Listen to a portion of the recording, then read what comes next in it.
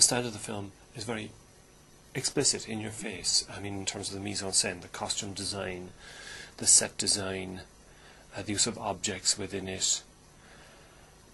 All of these things bespeak the ultra-modern object fetishization and colourful environment that was typical of the 1960s.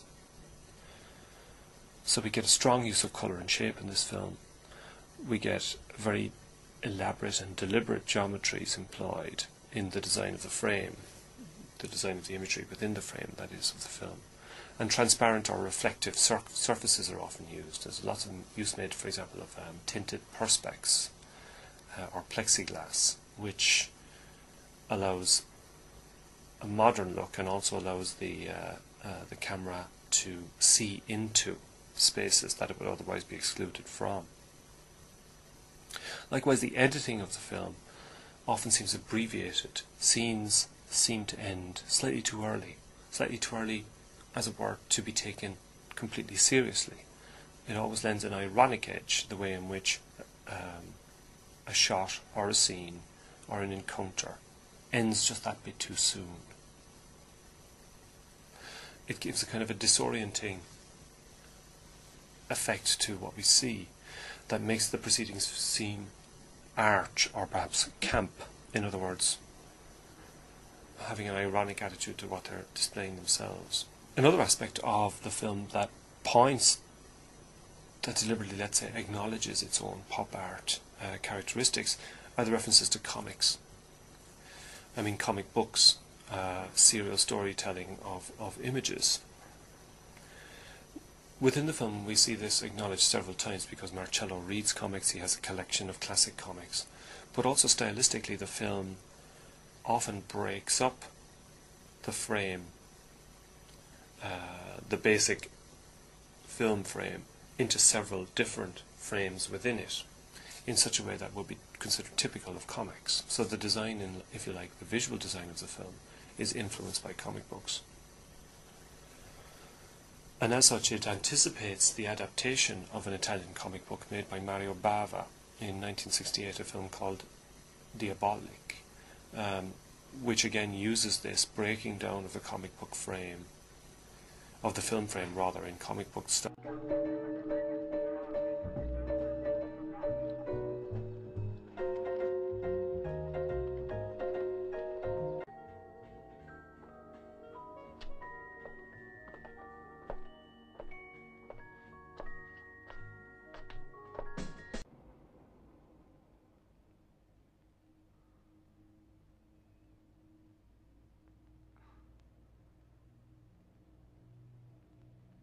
Quanto ho dormito? 6 ore. Adesso sono le 11. È strano. Non sento più il rumore del mare. Sì, si è calmato il mare.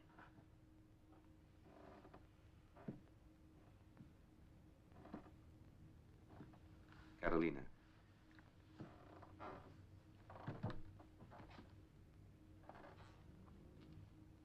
Sai cosa stavo pensando? Pop art was an art style or movement or attitude that dealt with consumerism and the commodity and advertising, as does this film. This film treats those characteristics of contemporary society, still our society, but also in the 1960s, even if it seemed then perhaps rather newer, that treats these in a frank manner, employs these aspects in a frank manner, but also in an ironic manner.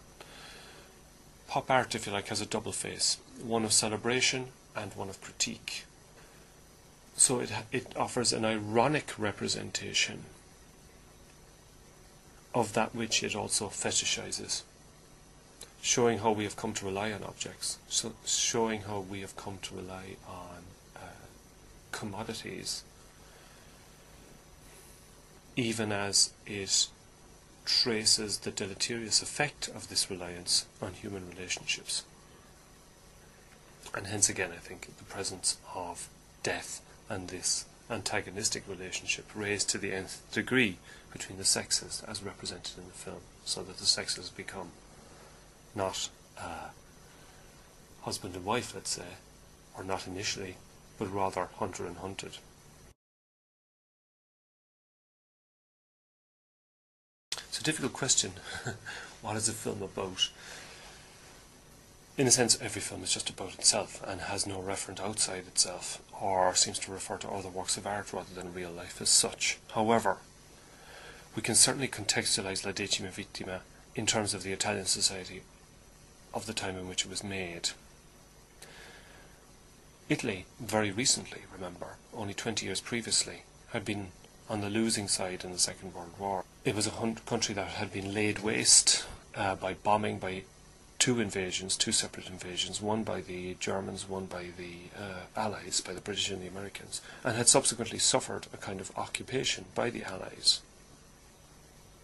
It was left poor and it was left devastated, and took some time to develop a better standard of living.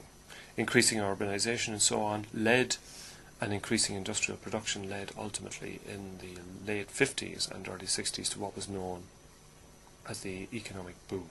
This economic boom was primarily consumerist in nature. It was about what people consumed, and most of what was produced were consumables: washing machines, cars.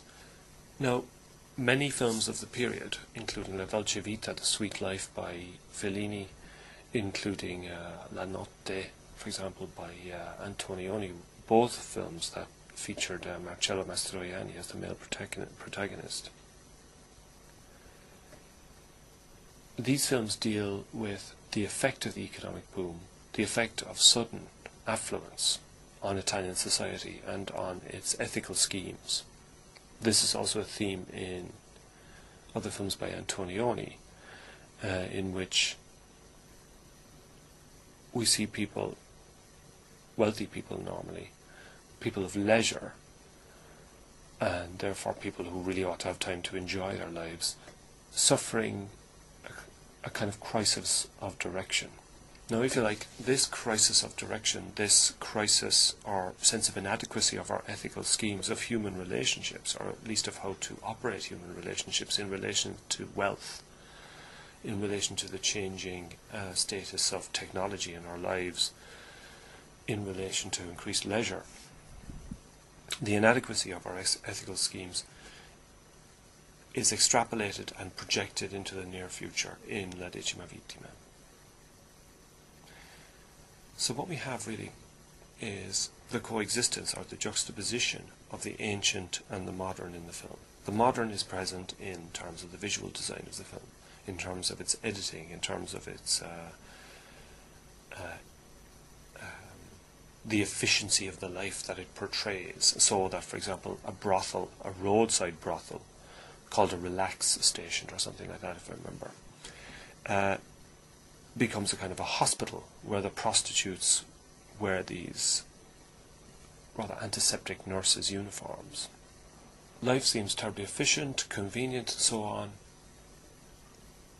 but this is shown to be accompanied by what is really an updating of gladiatorial combat in the form of the grande caccia, this hunt. And several times, indeed, we're shown, or it's referred to, the gladiatorial combat of ancient Rome. And of course this film is set in Rome, as well as in its opening sequence, New York. Now what this suggests, I think, is two things. One is what I was just saying,